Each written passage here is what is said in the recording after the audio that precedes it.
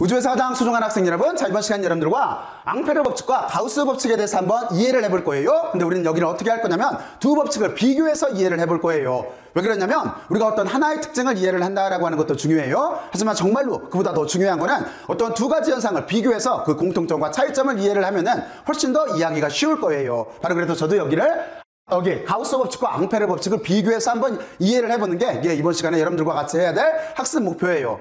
자, 그러면 지금 우리는 어떤 현상에 대해서 논하고 있는 중이에요? 그렇죠? 우리는 드디어 자기 현상에 대해서 논하고 있는 중인 거예요. 자, 그러면 우리가 이미 전기 현상이라고 하는 거를 이제 잘 이해를 하고 있을 거라고 보고, 우리가 거기에서 전기 현상 중에서 전기장을 계산하는 문제가 상당히 중요했었는데, 이 전기장을 계산을 할 때 이 전기장을 우리가 점선, 면, 그리고 또 하나 구 이런 데 적용을 해서 계산을 할 때 가장 중요했던 법칙이 어떤 법칙이었었어요? 그렇죠? 여기서 가장 중요했던 법칙이 여기에 있는 가우스 법칙이었었어요. 그렇잖아요? 바로 그래서 이 가우스 법칙과, 그러니까 전기장을 계산할 때 쓰는 가우스 법칙과 똑같이 자기장을 계산할 때 가장 중요한 법칙이 여기에 있는 앙페르 법칙이에요. 바로 그렇기 때문에 우리는 이 두 법칙을 비교해서 이해를 하면은 여러분들은 전기현상 그리고 전기현상 그리고 자기현상에서 전기장과 자기장을 구하는 가장 중요한 법칙을 이해하게 되는 거예요. 자, 그러면 여러분들은 이제 좀 더 확실하게 도대체 무엇을 무엇 때문에 해야 된다라고 하는 걸 잘 이해를 했을 거예요. 자, 그러면 지금부터 한번 논해보죠. 먼저 그래서 저는 어떻게 할 거냐면 여러분들이 먼저 알고 있는 개념부터 시작을 할 거예요. 여러분들은 먼저 전기현상에 대해서 공부를 했기 때문에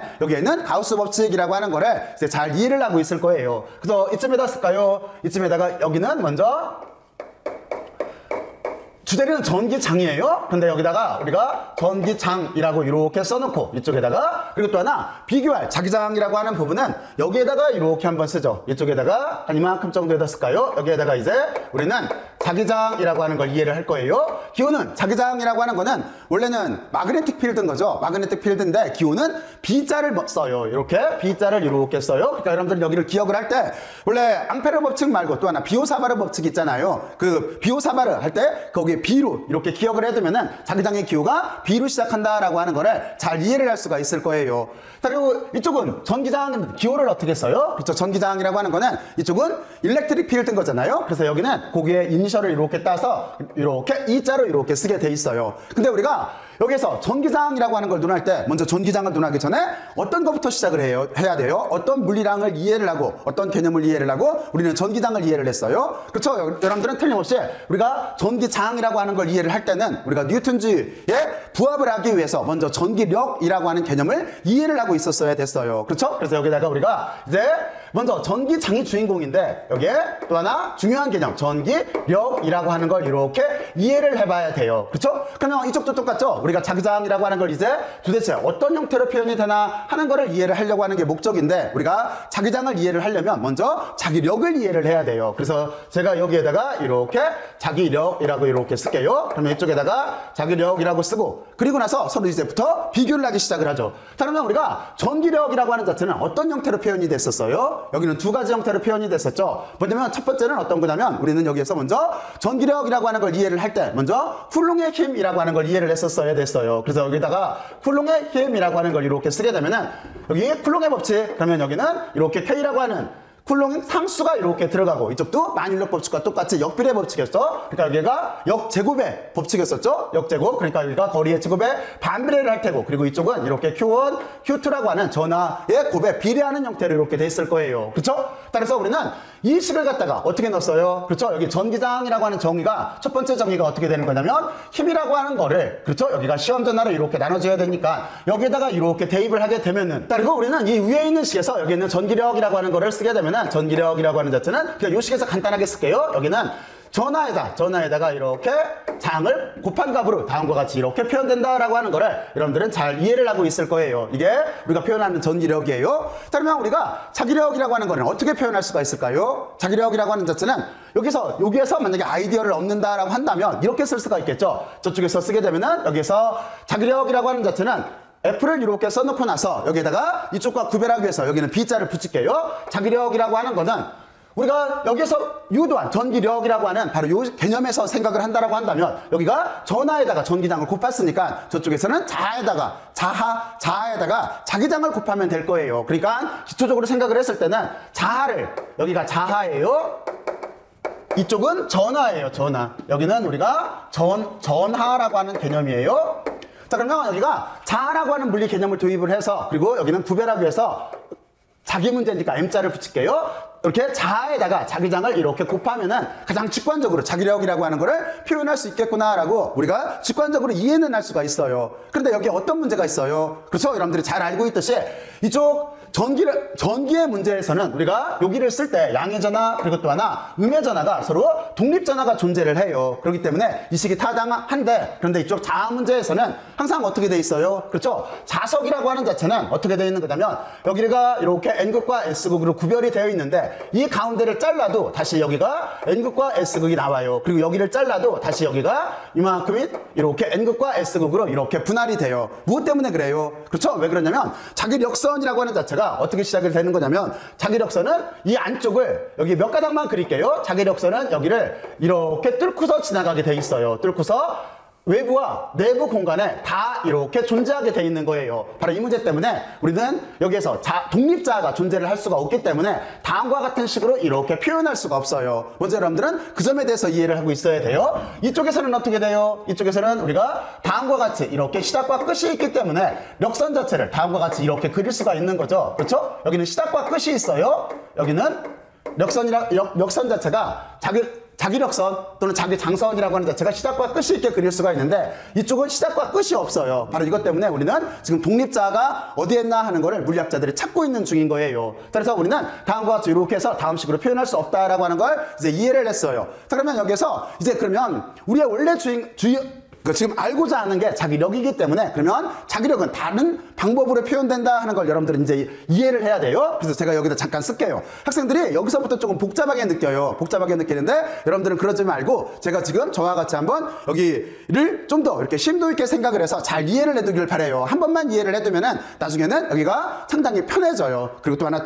친숙해져요. 따라서 우리가 자기력이라고 하는 자체를 자기력이라고 하는 자체를 자아에다가 자기장을 곱한 값으로 표현할 수가 없기 때문에 어떻게 표현이 되는 게 맞냐면, 여기는 실험식이에요. 실험식으로 여기가 자기력이라고 하는 거는 벡터예요. 어떻게 표현되는 거냐면 전하가 자기장 속에서 속도를 가지고 움직이면 힘을 받게 되어 있는 거예요. 그러니까 자기력이라고 하는 자체는 전하가 이렇게 자기장 속에서 속도를 가지고, 이게 속도예요. 움직이게 되면은 힘을 받게 되어 있다. 바로 이런 식으로 이렇게 여러분들이 개념을 정리해 두면 이해하기가 쉬워요. 그리고 속도는 당연히 벡터일 때고, 여기는 자기장 이렇게 벡터일 거예요. 그리고 여기는 크로스 프로덕트예요. 크로스 프로덕트. 크로스 프로덕트라고 하는 거는 여러분들이 잘 알고 있듯이 요점에다 써볼게요. 크로스 프로덕트라고 하는 거는 어떤 형태를 가지고 있는 거냐면 A 크로스 B라고 하는 자체는 어떻게 돼요? 여기는 A의 크기에 B의 크기에, 여기는 사인이에요, 코사인이에요. 그쵸? 여기는 사인이 나오죠. 사인 세타 꼴로 이렇게 표현이 되고, 그리고 이만큼은 지금 어떤 걸 뜻하는 거예요? 크기를 뜻하고, 여기는 외적이라고 하는 벡터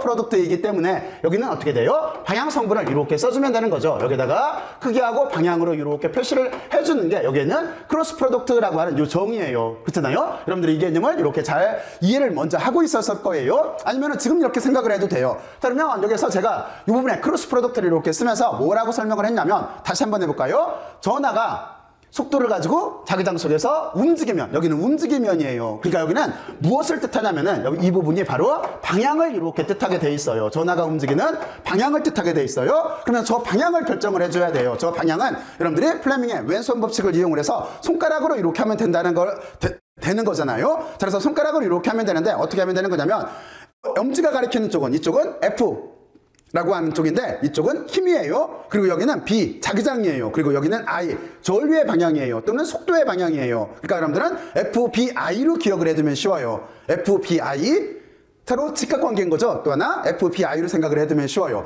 자, 그래서 여러분들은 플레밍의 왼손 법칙을 이용을 해서 전하가 움직이는 방향을 이렇게 결정을 해주면 돼요.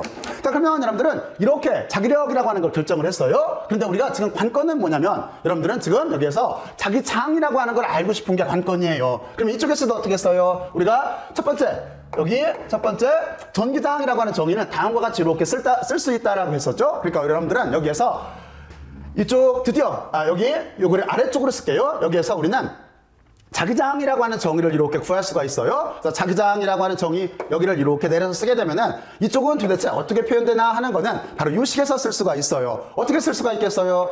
여기가 크로스 프로덕트라고 하는 벡터 프로덕트가 들어갔기 때문에 그거는 A, B의 사인 세타의 크기로 표현될 수 있다라고 했잖아요. 그러니까 여기를 우리가 새로 크기로 쓰게 되면은 자기력이라고 하는 자체는 여기 전하가 있고 여기 속도를 가지고 움직여요. 자기장 속에서 이렇게 쓴 다음에 여기를 사인 세타로 이렇게 바꿔 쓸 수가 있겠죠. 사인 세타로 이렇게 바꿔 쓰고 지금 크기를 논했기 때문에 방향 성분을 없애면 돼요. 그렇죠? 그러면 여기서 우리가 자기장이라고 하는 걸 결정을 할 수가 있어요. 그러면 자기장이라고 하는 거는 어떻게 되는 거냐면 이렇게 자기력이라고 하는 거를 전하와 그리고 또 하나 속도와 사인 세타로 이렇게 나눠주면 되는 거예요. 이게 우리가 구하려고 하는 자기장이라고 하는 거에 구조적인 정의가 되는 거예요. 여기가 이렇게 자기장의 정의가 되는 거예요. 그러면 우리는 이렇게 정의까지 구했어요. 그리고 나서 한 가지를 생각을 해봐야 되겠죠. 우리가 어떤 물리량이라고 하는 거를 정의를 통해서 결정을 했다라고 한다면 꼭 물리학에서는 어떻게 돼요? 그렇죠? 단위를 알아봐야 되는 거죠. 여러분들은 단위에 꼭 신경을 써야 돼요. 그러면 전기장의 단위는 여기서 어떻게 돼요? 전기장의 단위는 여기 F라고 하는 건 힘이니까 뉴턴 퍼, 여기는 전하량이니까 쿨럼으로 다음과 같이 이렇게 쓸 수가 있을 거예요. 자, 그러면 이쪽도 한번 표기를 해볼까요? 이쪽도 표기를 하게 되면은 어떻게 되는 거냐면 여기는 자기력이니까 똑같이 힘이니까 뉴턴일 거예요. 그리고 여기는 Q는 뭐예요? Q는 전하인 거죠. 전하니까 쿨롱일 거예요. 쿨롱으로 이렇게 쓰면 되는 거고, 그리고 여기 속도라고 하는 건 뭐예요? 속도라고 하는 거는 미터 퍼 초의 제곱인 거죠. 그러니까 여기는 여러분들 미터 퍼 초인 거죠. 속도니까 여기는 미터 퍼 초로 이렇게 쓸 수가 있어요. 그렇죠? 다음과 같이 이렇게 쓸 수가 있어요. 그리고 세타라고 하는 거는 차원이 없는 단위이기 때문에 지금은 안 써도 상관이 없어요. 자, 그런데 이 단위를 우리가 또 하나 바꿔서 쓸 수가 있어요. 어떻게 바꿔 쓸 수가 있어요? 여러분들은 여기 쿨롱 퍼 초가 무슨 단위인지 이해가 가요? 여러분들이 먼저 배웠었어요. 여기는 우리가 어떻게 이해를 할 수가 있냐면 그냥 이쯤에다 쓸까요? 이쯤에다가 또 하나 참고로 이렇게 쓰게 되면은 여러분들은 전류라고 하는 개념을 이해를 할 때 전류라고 하는 거는 전하가 움직이는 거 있었잖아요. 그러면 그걸 어떻게 기술하면 돼요? 전하가 시간 변화에 대해서 움직여요. 그러면 그걸 그대로 쓰면 그게 전류의 개념이겠죠. 그러니까 전류라고 하는 거는 어떻게 정의를 할 수가 있냐면 전하가 시간에 대해서 이렇게 움직이면 되는 거예요. 그러면 여러분들은 여기에서 보게 되면은 어떻게 되는 거냐면 쿨롱포 초라고 하는 단위가 이렇게 나오죠. 그리고 우리가 일반적으로 전류의 단위는 여기에 있는 앙페르 이분을 기념하기 위해서 A자로 이렇게 써주고, 그렇죠? 여기를 이렇게 써주고 여기를 우리가 암페어라고 이렇게 읽어요. 여기를 암페어라고 이렇게 전류의 단위를 읽어요. 그러니까 이게 쿨롱/포 초가 있기 때문에 이 단위를 우리는 다시 어떻게 여기를 쓸 수가 있냐면 좀 더 간단하게 줄여서 뉴턴 그리고 암페어 미터로도 이렇게 쓸 수가 있어요. 그렇죠? 자, 그런데 우리가 일반적으로 자기장의 단위를 말할 때 이렇게 복잡하게 잘 얘기를 안 해요. 어떻게 얘기를 해요? 여러분들이 여기에는 쿨롱도 사람의 이름인 거고 여기에는 뉴턴도 물리학자의 이름인 거고 그리고 여기에는 암페어도 물리학자의 이름인 거잖아요. 그래서 바로 이쪽도 자기장에 대해서 연구를 했던 테슬라라고 하는 분을 기념하기 위해서 T자로 써요. 대문자 T자로. 그래서 우리가 일반적으로 자기장의 단위는 T자로 써놓고 읽을 때도 테슬라라고 이렇게 읽어요. 이게 자기장의 단위가 되는 거예요. 자, 그러면 여러분들은 다음과 같이 이렇게 자기장의 단위를 이렇게 알아봤어요. 자기장의 정의와 자기장의 단위까지 알아봤어요. 자, 그리고 여러분들은 여기서 꼭 하나 여기 자기력이라고 하는 거에 정의에 좀 친숙하도록 노력을 해야 돼요. 여기만 다시 한번 얘기하면은 자기력이라고 하는 자체는 자아가 없기 때문에 다음과 같이 이렇게 표현하지를 못하고 항상 어떻게 되는 거냐면 이쪽에서 그 전하가 속도를 가지고 자기장 속에서 움직여야만 자기력 자체가 측정이 되는 거예요. 그렇죠? 그리고 여기는 방향을 가지고 움직인다라고 하는 여기 크로스 프로덕트라고 하는 자체는 손가락으로 이렇게 하면 돼요. 그리고 기억은 FBI로 하면 돼요. F는 힘의 방향, B는 자기장의 방향, 그리고 I는 전류의 방향으로 생각해내면 돼요. 그리고 그 셋은 여러분들 손가락으로 해보면 알겠지만 서로 직각관계를 유지를 하고 있어요. 그래서 여기에 크로스 프로덕트가 방향을 뜻하고 그 방향의 의미를 여러분들은 잘 이해를 하고 있어야 돼요. 이 시간만 조금만 친숙하게 노력을 해요. 자, 그러면 우리는 드디어 자기장의 정의까지 이렇게 이해를 했어요. 자, 그러면 여러분들은 이쪽에서 우리가 전기장을 이해를 할 때 근데 실제 전기장이라고 하는 자체를 위에 있는 이 정의로 계산을 했던가요? 그렇지가 않았죠. 왜 그러냐면 다음과 같이 계산을 할 때는 여기에 쿨롱포스라고 하는 요 식이 이렇게 들어가기 때문에 여기는 두 전하 사이와 그리고 거리의 제곱의 반비례하는 식으로 표현이 돼서 전하가 뭐 100개, 1000개, 100만 개 있다라고 한다면 계산하기가 상당히 어려워요. 그렇잖아요? 자, 그래서 우리는 물론 이제 슈퍼포지션이라고 하는 중첩의 원리를 통해서 연달아서 끊임없이 계산을 해줘야 돼요. 그래서 이거를 쉽게 계산할 수 있는 방법을 가우스라고 하는 독일의 물리학자 겸 수학자죠. 그분이 이렇게 만들어냈어요. 그래서 우리는 가우스 법칙을 이용해서 전기장을 쉽게 계산할 수가 있었어요. 그러면 여기에다가 두 번째, 전기장에서 실제로 중요했던 가우스 법칙이라고 하는 걸 이렇게 쓸게요. 그리고 이 가우스 법칙을 이해를 하는 게 지금 우리의 여기에 비교 이해의 첫 번째 대상인 거예요. 뭐하고 비교하기 위해서? 앙페르 법칙과 비교를 하기 위해서. 그러면 이쪽이 가우스 법칙이 전기장을 계산하는 실질적인 방법이었다라고 한다면 이쪽도 마찬가지예요. 이쪽도 자기장의 정의는 이렇게 되는데 이 자기장을 계산할 수 있는 실질적인 방법은 어떤 게 있냐면 앙페르 법칙이라고 하는 게 있어요. 그래서 여기에다가 제가 이렇게 앙페르 법칙이라고 이렇게 쓸게요. 자, 그러면 우리는 어떤 법칙을 이해를 하기 위해서는 이쪽에서 어떻게 했어요? 그렇죠. 우리는 그냥 막무가내로 여기를 이해를 하는 것보다는 사고실험 모델을 이용을 해서 정리를 해두면은 훨씬 더 기억하기가 쉬웠어요. 그리고 이해의 폭도 넓어져요. 그렇죠? 그러면 여러분들이 가우스 법칙 어떻게 사고 실험을 했어요? 여기를 사고 실험이라고 이렇게 쓸게요. 꼭 사고 실험 모델을 꼭 하나 정해놔요. 여러분들 나름대로. 그러면 이해하기가 쉬워요. 자, 그러면 우리가 가우스 법칙을 이해를 할 때 어떤 실험적 모델을 썼냐면 다음과 같았어요. 제가 여러분들 보고 여기에 촛불을 하나 생각을 해놓으라고 했어요. 여러분들이 지금부터 다시 한번 해보죠. 여러분들이 실험실에 들어가요. 그리고 불을 다 꺼요. 그리고 나서 거기에다가 촛불을 이렇게 켜놔요. 그리고 여러분들이 이 촛불에 대해서 관찰을 한다라고 생각을 해봐요. 이게 여러분들이에요. 그러면 틀림없이 촛불에 딱 불을 비치면은 이 촛불은 어떻게 될 거냐면 촛불의 빛이 이렇게 공간상 퍼져나가는 거를 여러분들은 눈으로 이렇게 관찰할 수가 있을 거예요. 그렇죠? 빛살이 이렇게 퍼져나가는 걸 관찰할 수가 있을 거예요. 그리고 여러분들이 만약에 거리에 따라서 일정한 특이한 거리에 따라서 만약에 여기에 있는 촛불의 세기, 밝기의 세기를 관찰하고 싶다라고 한다면 여러분들은 틀림없이 만약에 요점에서의 세기를 관찰하고 싶다라고 한다면 그 전까지의 거리를 이렇게 정하고 그리고 나서 이게 촛불을 공간상 퍼져나가기 때문에 여기 전체 구를 감싸진 거리를 기준면으로 잡아야 될 거예요. 그러니까 여러분들은 이만큼 면을 이렇게 기준면으로 잡아야 될 거예요. 여기 면이라고 하는 이 용어가 중요해요. 그래서 제가 자꾸 강조를 하는 거예요. 이렇게 기준면을 여기 구형의 표면으로 잡아야 될 거예요. 자, 그러면 이쪽도 하나 사고실험 모델을 똑같이 한번 해보죠. 이쪽도 사고실험을 어떻게 하면 쉽냐면 여러분들이 꼭 실험 모델을 통해서 법칙을 이해를 해야 돼요. 단순히 산수 계산해서는 안 돼요. 자, 그러면 여기는 어떻게 생각을 하면 되는 거냐면 여러분들이 하나의 도선을 생각을 해봐요. 얘는 도선이에요. 도선. 그리고 여기에 전류가 이해를 쉽게 하기 위해서 여기 그냥 아래쪽에서 위쪽으로 직선 도선을 따라서 흐른다라고 생각을 해봐요. 그럼 이때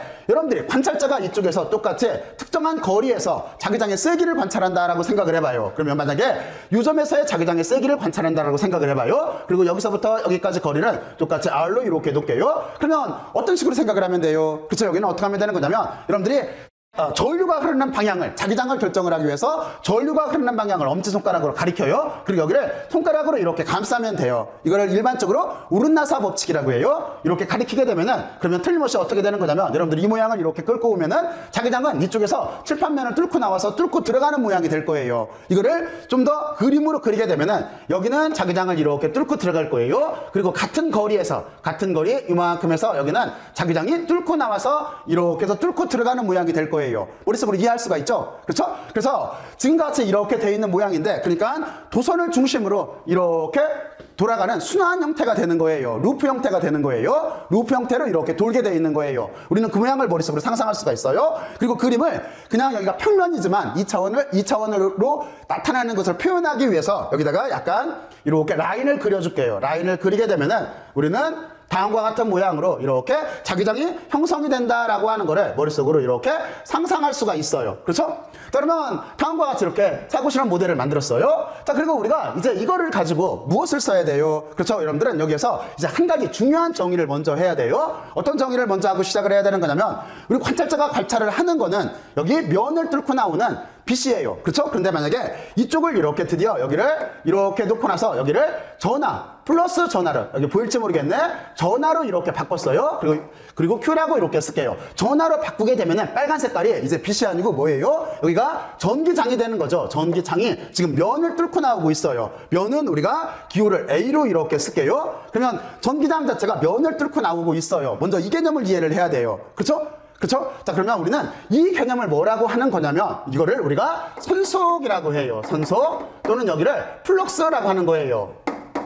플럭스라고 하는 선속 개념이 이렇게 만들어져요. 근데 지금은 전기장과 거기에 수직한 면사의 관계고, 그리고 실제로 벡터로 나타나는 건 전기장이기 때문에 우리는 여기를 전기선속이라고 이렇게 부르는 거예요. 그러면 전기선속이라고 하는 거는 정의가 어떻게 되는 거냐면 다음과 같이 되는 거겠죠? 여기를 우리가 정의를 하게 되면은 다음과 같이 이렇게 표현이 될 거예요. 이걸 어디쯤에다 쓸까? 그냥 여기다 쓰죠? 그러면 전기선속은 기호를 어떻게 쓰냐면 선속은 파이로 써요. 파이로 일반적으로 쓰고, 그리고 전기 문제이기 때문에 여기에다가 2를 이렇게 붙여주면 돼요. 그래서 우리는 여기를 이제 논리전개를 하면 돼요. 근데 이쪽은 지금 어떻게 되는 거냐면 이쪽도 똑같이 여러분들은 지금 여기서 관찰자가 보는 거는 이쪽에서 면과 그리고 여기에는 전기장사의 관계였다라고 한다면 틀림없이 여기는 루프로 돌아가는 이 선과 그리고 자기장사의 관계일 거예요. 그렇죠? 그래서 여기는 일반적으로 여기를 용어가 마땅하게 부르는 용어가 없어서 제가 여기에서 이제 옛날에 리처드 파이먼이 쓴 그 유명한 물리학 책이 있어요. 거기 보면은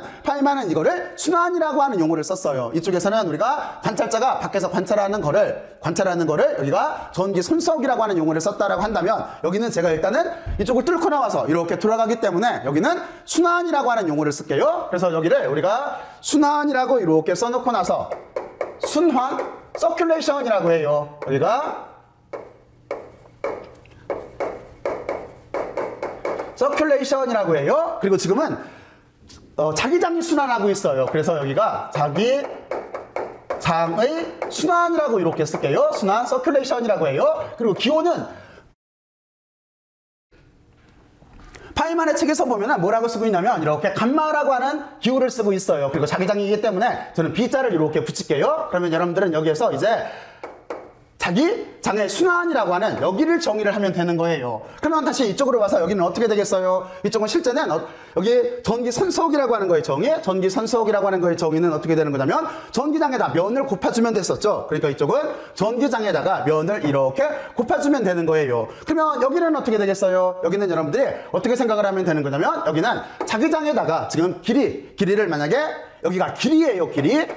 길이라고 이렇게 한다면 길이를 L로 놨어요. L자를 새로 써줄게요. L이라고 이렇게 한다면, 그리고 지금 아까 결정했듯이 파란 색깔로 이렇게 나타난 거는 여기는 B는 자기장이에요. 자기장의 방향을 이렇게 결정을 한 거예요. 자, 그랬을 때 우리는 여기 자기장에다가 길이 L을 이렇게 곱해주면 될 거예요. 그렇죠? 자, 그러면 여기서 우리는 여기 다시 이쪽으로 넘어와서 이제 가우스 법칙으로 가기 위해서 여기를 약간 논리 전개를 해야 되는데, 여러분들은 이렇게 전개를 하면 되겠죠? 어떻게 전개를 하면 되는 거냐면, 지금 관찰자 입장에서는 지금 바깥에서는 관찰자 입장에서는 바깥에서는 자기 손석을 관찰하고 있어요. 하지만 안쪽에서는 무엇이 있는 거예요? 안쪽에서는 먼저 여러분들은 여기에 전하가 바깥 공간에 자기 손석을 만들었다라고 하는 개념이 관찰자 입장에서는 실험 사실이라고 하는 거를 여러분들은 이해를 해야 돼요. 그러면 우리는 이쪽에서 드디어 가우스 법칙이라고 하는 걸 쓸 수가 있는데, 어떻게 쓸 수가 있냐면 다음과 같은 형태로 이렇게 쓸 수가 있겠죠? 다음과 같은 형태로 관찰자 입장에서는 안쪽에 있는 전하가, 등호를 중심으로 안쪽에 있는 전하가 바깥 공간에 여기 전기 손석을 만든 거예요. 전기장의 손석을 만든 거예요. 근데 전기장의 손석은 다음과 같이 이렇게 정의가 되고 기호는 파이로 쓴다라고 했어요. 그리고 여기가 이렇게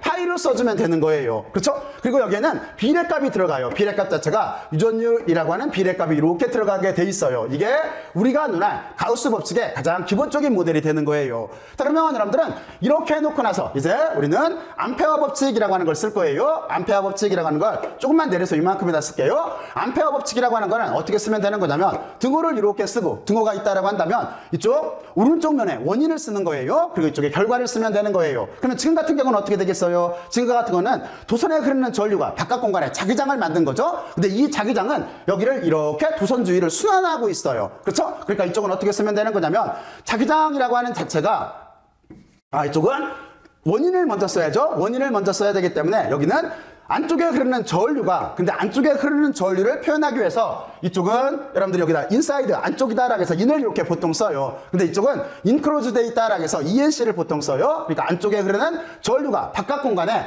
자기장의 순환을 만든 거예요. 그렇죠? 자기장의 순환은 감마를 썼죠? 그렇죠? 그러니까 우리는 이 기호를 갖다 일단 쓸게요. 그래서 여기에다가 이렇게 자기장의 순환이다라고 이렇게 써주면 되는 거예요. 여기가. 자, 그리고 여러분들은 여기서 한 가지를 생각을 해야 돼요. 어떤 생각을 해야 되는 거냐면 이쪽 가우스 법칙에서는 여기에 유전율 자체가 이렇게 들어갔어요. 얘는 유전율이에요. 유전율. 물론 이 유전율이라고 하는 거는 지금 자유공간 속이에요. 자유공간 공간이라고 이렇게 쓸게요. 자유공간 속에서 유전율이 들어갔어요. 그러면 이쪽에서는 무엇이 들어갈까요? 그래서 자기 문제에서는 그 비례상수 자체가 뮤 제로로 쓰고 이렇게 뮤 제로로 쓰고 이거를 우리가 투자율이라고 해요. 투자율이라고 하는, 물론 여기도 자유공간 속이에요. 자유공간 속에서 이렇게 투자율이라고 하는 개념이 이렇게 들어가주면 되는 거예요. 그리고 하나 주의를 할 게 어떤 형태인 거냐면 이쪽에 자유공간 속에서 유전율은 다음과 같이 이렇게 분수의 형태로 들어가요. 그리고 여기에서는 이렇게 곱하는 비례값 형태로 다음과 같이 이렇게 들어가면 돼 있어요. 그래서 우리가 기본적으로 암페어 법칙이라고 하는 거는 다음과 같이 이렇게 표현돼요. 여기에 있는 이게 가우스 법칙의 가장 기본 형태라고 한다면, 근데 우리는 이거를 일반화를 시킬 수가 있어요. 어떻게 일반화를 시켰어요? 그렇죠. 여기에는 이쪽부터 설명을 할까요? 이쪽에 있는 전기 선속의 개념을 이용을 해서 가우스 법칙을 더 일반화를 시켰어요. 일반화시키면 이렇게 되겠죠. 어떻게 되는 거냐면 우리는 이렇게 놓고 여기 면이라고 하는 자체, 이제 여기를 신경을 써야 되는데 이 면이라고 하는 자체는 지금 우리가 보게 되면은 실제는 여기는 다음과 같이 이렇게 논할 수가 있겠죠? 전체 면을 A라고 한다면 우리가 만약에 이 부분의 면을 이렇게 잘게 잘랐어요. 잘게 잘랐다라고 한다면 어떻게 기호를 쓰면 돼요? 그렇죠? 여기에 면을 잘게 잘랐다라고 해서 DA로 이렇게 써주면 돼요. 미분 기호. 그리고 우리는 여기에서 이제 조 개념을 이용해서 이쪽을 새로 쓰게 되면은 이렇게 쓸 수가 있겠죠? 면을 잘게 잘라서 거기에 지나가는 전기장이죠? 전기장이라고 하는 걸 이렇게 곱해주면 되는 거예요. 그렇죠? 자, 그리고 여기를 면을 잘게 잘랐으니까 잘게 자른 면이 전체 면이 되려면 어떻게 하면 되겠어요? 전체를 다 적분해주면 되겠죠? 그러니까 여기를 전체를 다 더해줘라 라고 이렇게 쓰면 돼요. 그리고 또 하나, 우리가 전체 면을 감쌀 때 어디 빈 곳이 있으면 안 돼요. 만약에 여러분들이 유리구에다가 물을 넣었다라고 생각을 해봐요. 어디 빈 곳이 있으면 물이 셀 거잖아요. 바로 그렇게 되면 안 돼요. 그래서 단일 폐곡면이라고 하는 걸 뜻하기 위해서 여기를 이렇게 동그라미를 붙여주면 돼요. 그렇죠? 그러면 다음과 같이 이렇게 썼던 전기 선속의 일반적인 정의가 드디어 우리가 일반화를 시키기 위해서 쓰는 식으로 다음과 같이 이렇게 바뀔 수가 있어요. 그러면 여러분들은 이쪽도 똑같이 논리를 전개할 수가 있어요. 어떻게 전개를 할 수가 있냐면 여기도 이렇게 하면 되겠죠? 전체 길이가 L이라고 한다면 만약에 여기 길이를 잘게 잘랐어요. 이만큼 길이를 잘게 잘랐어요. 그러면 여기를 길이를 잘게 잘랐다라고 쓸 수가 있겠죠. 그러니까 여기도 어떻게 쓸 수가 있냐면 길이를 잘게 잘라서 거기에 지나가는 자기장을 곱하고 얘를 다 더해주면 되는 거예요. 그러면 위식과 등가예요. 근데 여기도 마찬가지예요. 길이를 다 이렇게 순환되는 이 루프를 전체를 다 감싸줘야지 루프가 가다가 어디에 끊어진 데가 있으면 안 돼요. 그렇죠? 그러면 순환이 안 되는 거잖아요. 경로가 끊어지면 순환이 되려면 얘가 전체를 다 이렇게 단일 폐곡선으로 만들어줘야 돼요. 그 개념을 여기다가 써주게 되면 여기도 동그라미를 이렇게 붙여주면 돼요. 그러면 여기는 단일 폐곡선이라고 하는 뜻이에요. 이쪽은 폐곡면이 되는 거고. 자, 그리고 여기를 좀 더 일반화시키면 우리는 다음과 같은 이렇게 내적이라고 하는 개념을 이용을 해서 여기를 좀 더 일반화시킬 수가 있어요. 그러면 여기에다가 하나를 다시 이렇게 쓰게 되면은 우리는 어떤 개념을 알고 있냐면 A 도트 B라고 하는 내적이라고 하는 개념. 이 개념은 A의 크기에 B의 크기에 여기는 사인이 들어가요, 코사인이 들어가요. 그렇죠? 저쪽은 사인이 들어가는 거고 이쪽은 코사인 세타로 이렇게 써주면 되는 거죠. 그렇죠? 그리고 여기가 결과가 스칼라 값이 나와서 여기 물리학이나 공학에서는 여기를 스칼라 프로덕트로 이렇게 이름을 불러요. 바로 이 개념을 이용해서 여기 개념을 좀 더 일반화시킬 수가 있어요. 그럼 여기를 어떻게 쓸 수가 있을까요? 이렇게 쓸 수가 있겠죠. 우리는 면적이 있었고 그 면적을 잘게 잘라서 면적 벡터를 만들었고, 그리고 이제 우리는 면적을 잘게 잘라서 미소 면적을 만들었고, 그리고 우리는 여기를 이제 미소 면적 벡터로 만들 거예요. 그러면 미소 면적 벡터는 유일해야 되기 때문에 어떻게 하면 되겠어요? 그렇죠? 그 면에 수직인 벡터를 잡아주면 되겠죠. 그러니까 우리는 여기에다가 이렇게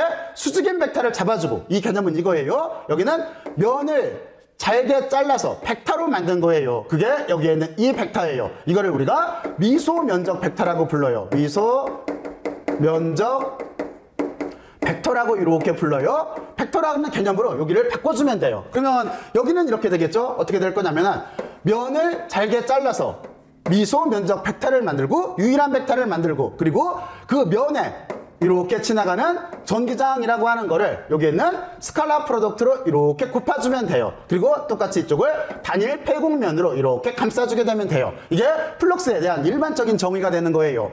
그러면 이쪽은 어떻게 하면 되겠어요? 똑같은 논리를 적용하면 되겠죠. 우리는 길이가 있었고 길이를 잘게 잘랐어요. 그러면 여기도 길이를 잘게 잘라서 자기장이 돌아가는 방향으로 유일한 벡터, 다시 말해서 미소 길이 벡터를 잡아주면 돼요. 그러면 손가락으로 해보면은 지금 자기장은 이쪽으로 지나가고 있으니까 우리는 이쪽으로 이렇게 화살표를 그려주고 얘를 어떻게 기호 처리를 하면 되는 거냐면, 여러분들은 잠깐만 여기가 잘 안 나와서 겹쳤네요.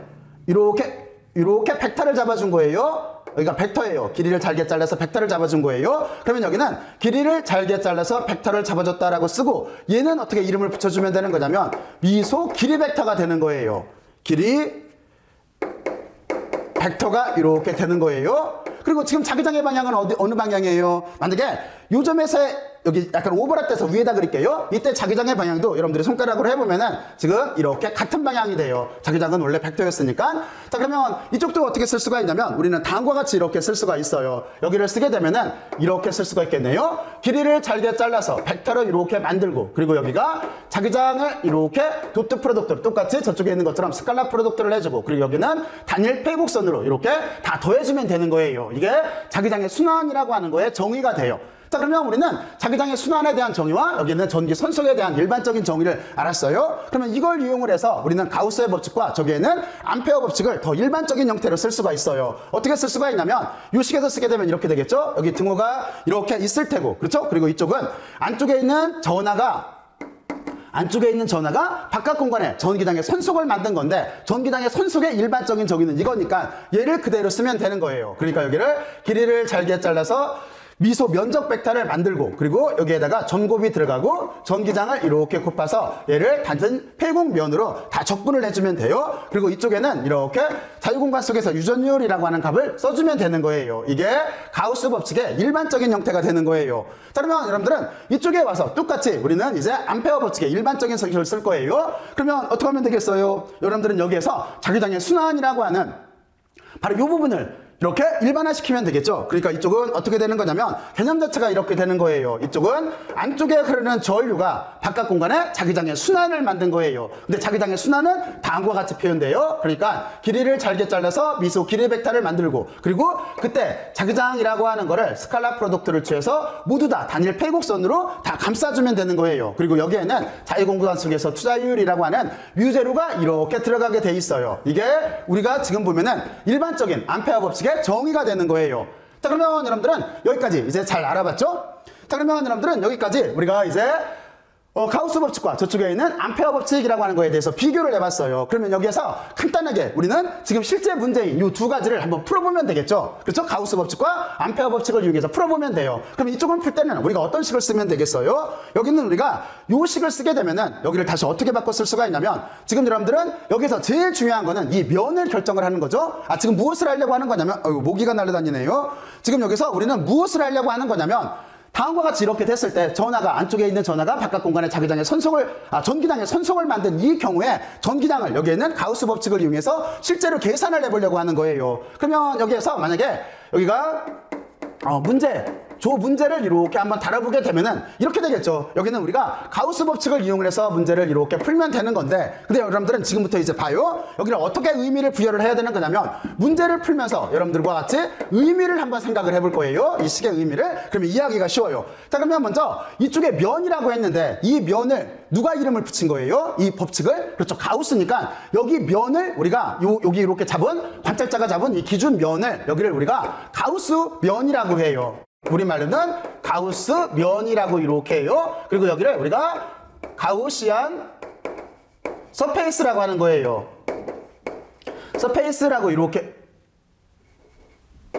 이자예요. 자, 그러면 가우스안 서페이스 면이라고 하는 거예요. 우리는 이 가우스 면을 결정해 주는 게 중요해요. 그리고 여러분들은 여기서 딱 하나 중요한 게, 여기는 면이에요. 면, 표면이에요. 그렇죠? 아까 왜냐면 구형 형태로 잡았기 때문에 기준 면을, 여기가 기준 면이 되는데 이 기준 면을 우리가 가우스 면이라고 하는 거예요. 여기 A가 쓸 때는 기준면이 되는 거잖아요. 이 기준면을 결정해 줘야 되는데 그 기준면을 가우스 법칙이기 때문에 가우스면이라고 하고, 우리는 이 기준면을 결정해 주는 게 제일 중요해요. 자, 그러면 우리는 이렇게 넘어와서 어떤 생각을 해봐야 되는 거냐면, 여기에는 이만큼 부분하고 전기장사의 관계에 대해서 한번 생각을 해봐야 돼요. 그렇죠? 자, 그러면 전기장과 지금 보면은 여기에는 미소 면적 벡터 사이에는 방향을 결정을 해줘야 되는데 어떻게 돼 있어요? 그렇죠? 여기서 보게 되면은 지금 우리는 여기에서 중요한 개념이 나오는데, 지금 여기에서 전기장의 방향도 지금 이쪽이에요. 그리고 또 하나 미소 면적 벡터의 방향도 이쪽이에요. 두 개가 방향이 같아요. 그러면 여기에서 여러분들은 세타가 지금 몇 도예요? 그렇죠? 세타가 0도인 거예요. 그러면 코사인 0도는 값이 얼마예요? 1인 거죠. 무슨 얘기냐면 코사인 그래프라고 하는 자체는 이렇게 진동을 하기 때문에 아이고 그림을 새로 그릴게요. 코사인 그래프라고 하는 자체는 여러분들이 잘 알고 있겠지만 코사인 그래프를 그려보면 돼요. 이런 식으로 이렇게 진동을 하기 때문에 0일 때 값이 1이에요. 그렇죠? 그러니까 우리는 여기 값이 여기에 있는 양쪽에 벡터를 내적한 요 값을 도트 프로덕트를 먼저 생각을 했을 때 여기가 1로 바뀐다라고 하는 걸 알 수가 있어요. 그러니까 이 정의 자체를 이용을 해서 쓰게 되면은 여기가 1이기 때문에 여기를 간단하게 쓸 수가 있어요. 그러니까 우리는 다음과 같이 이런 형태로 여기를 쓸 수가 있어요. 그렇죠?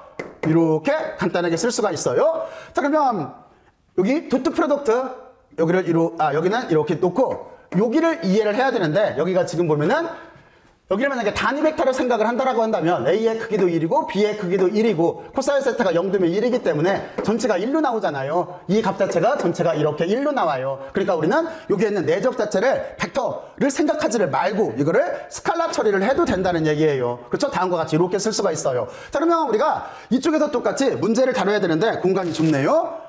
여기에서는 문제를 어디다 다루나?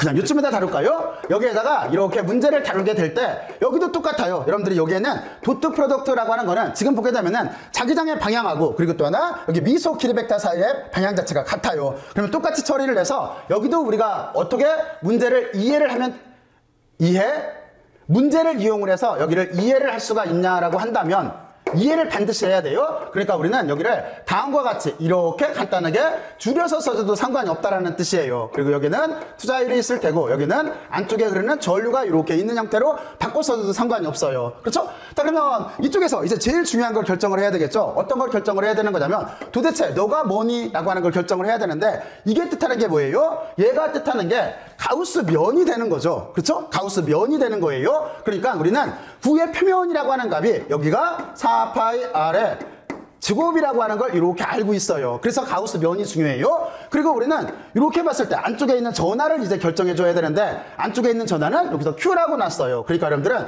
여기를 Q를 쓰고 입실론 제로를 쓰고 그러면서 우리가 구하려고 하는 전기장이라고 하는 거는 여기가 4파이 R 스퀘어에 뭐가 있죠? 여기를 입실론을 먼저 쓸게요.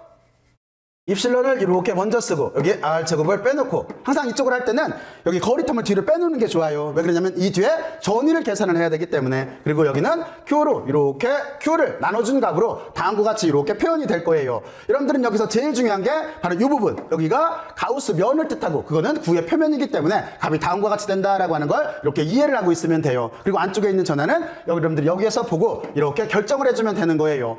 그러면 이쪽도 똑같은 논리가 되겠죠. 이쪽도 어떻게 되는 거냐면 바로 이만큼을 결정해 주는 게 제일 중요하죠. 근데 여기는 우리가 어떻게 쓸 거냐면 이 길이를 결정한 사람이 암페어예요. 그래서 여기를 우리가 뭐라고 부르냐면 여기를 암페어 루프라고 불러요. 여기를 글자색을 바꿀게요. 공간이 약간 좁네요. 여기를 우리가 암페어 루프라고 암페어 루프 또는 여기를 우리말로 다 쓰면은 암페어 고리라고 하는 거예요. 얘를 결정하는 게 제일 중요해요. 그렇죠? 그리고 이거를 일반적으로 암페리언 루프라고 해요. 루프라고 이렇게 하는 거예요. 이걸 결정하는 거예요. 그래서 지금 여러분들이 더 직관적으로 느꼈지만 바로 이 부분이 암페리언 루프를 뜻하는 거예요. 암페어 고리를 뜻하는 거예요. 그러면 여기는 정말 쉽죠. 반지름이 R인 원의 길이 얼마? 2파이 R인 거죠. 그러니까 여러분들은 여기를 쓸 때 어떻게 쓸 수가 있냐면 자기장이라고 하는 거는 이 부분은 2파이 R로 이렇게 써주면 돼요. 그렇죠? 이게 암페어 고리를 뜻하고 있기 때문에. 그리고 여기는 뮤 재료가 있을 테고 그리고 전류는 지금 얼마큼이에요? 이쪽에서 I라고 했기 때문에 여기를 우리가 쓰게 되면은 전류는 I로 이렇게 써주면 돼요. 그러면 우리가 구하려고 하는 자기장이라고 하는 자체는 어떻게 되는 거냐면 그대로 나눠주면 되겠네요. 2파이 R로 R분의 여기가 뮤 제로의 I꼴로 이렇게 나오게 돼 있어요. 그렇죠? 여러분들은 여기 있는 값을 기억하려고 하면 안 돼요. 기억하려고 하면 안 되고 다음과 같이 이렇게 꼭 의미를 붙이고 그 의미를 붙여서 이해를 해야 돼요. 이해를 할 때 여러분들은 어떤 생각을 꼭 해야 되는 거냐면 여기 있는 법칙에 대한 이해를 꼭 도용을 해서 그거를 이용을 해서 여러분들은 이렇게 문제를 논리적으로 전개해 나가야 되는 거예요. 자, 그러면 여러분들과 다음과 같이 이렇게 해서 여러분들과 암페어 법칙과 가우스 법칙을 비교해서 이해를 해보고 그리고 우리가 제시했던 사고 실험 모델에 대해서 이쪽에서 전기장 자기장과 그리고 이쪽에서 자기장까지 한번 구해봤어요. 여러분들은 이 부분에 대해서 꼭 한번 숙지를 해놔야 돼요. 여기만 잘 숙지를 해놓고 있으면은 나중에 여러분들이 이 뒤에 솔레노이드 문제나 또는 이 뒤에 유도 기전력 문제나 이 부분에 대해서 여러분들이 쉽게 접근을 할 수가 있을 거예요. 자, 그러면 여러분들이 꼭 한번 정리를 해봐야 돼요. 자, 그러면 여기까지 열심히들 들어서 고맙고 수고들 많이 했어요. 수고했어요.